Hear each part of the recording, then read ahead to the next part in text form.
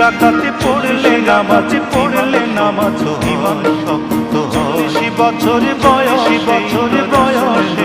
রাসূল নবী হয়। 40 কদম এলে মরে সওয়াল করে 40 কদম এলে মরে সওয়াল করে তখন জিন্দা হয় রে মাটির কবরে।